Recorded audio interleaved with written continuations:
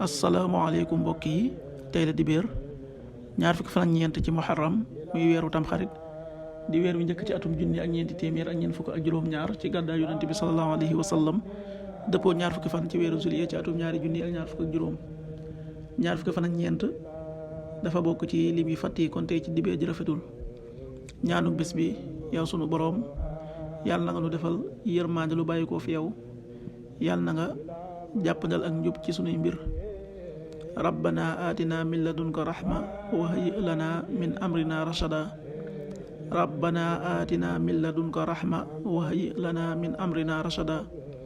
xadiisu bis bi, yonent bi sallallahu alayhi wa sallam nee na kenn ci yéen bu rafetalee lislaamam bépp tuyaaba bu mu def des na ko bindal fukki yoon jëm ba juróom-ñaar téeméeri yoon. bépp ñaawteef bu mu def benn yoon rek lees ko koy bindal. xaddis bi Buxaari ak Muslim nettali nañ ko. qaala rasulullahi sallallahu alayhi wa sallam ida axsana ahadukum islaama fa kullu xasanatin yacmaluha tuktabu lahu bi ashri amsaaliha ila 700 dicf wa kullu sayiatin yacmaluha tuktabu lahu bi misliha. rawaahu Buxaari wa Muslim.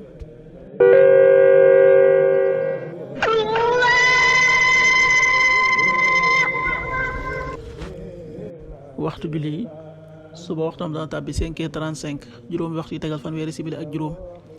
tisbaar 13h41 benn waxtu wu tegal ñeent fukki simili ak benn. takkusaan 16h41 ñeent waxtu yi tegal ñeent fukki simili ak benn. timis 19h40 juróom-ñaari waxtu yi tegal ñeent fukki simili. gee 20h51 juróom-ñetti waxtu yi tegal juróom fukki simili ak benn. loolu mooy waxtu julli ci Touba ak li ko wër. bu fekkee nekkoo Touba soo ko féetee penku ñaar fukk ak juróom-ñaari kilomètre ju ne wàññil benn simili. soo ko féetee soowu ñaar fukk ak juróom-ñaari kilomètre ju ne yokkal benn simili. soo ko féetee Saalum wala Gànnaar téeméeri kilomètre ju ne yokkal benn simili. jant bi dana fenk 6h50 juróom benn waxtu yi tegal juróom fukki simili. di so 19h36 juróom-ñaari waxtu yi tegal fanweeri simili ak juróom benn. yàlla nanu yàlla nangul te nangul leen amin. aman jafaani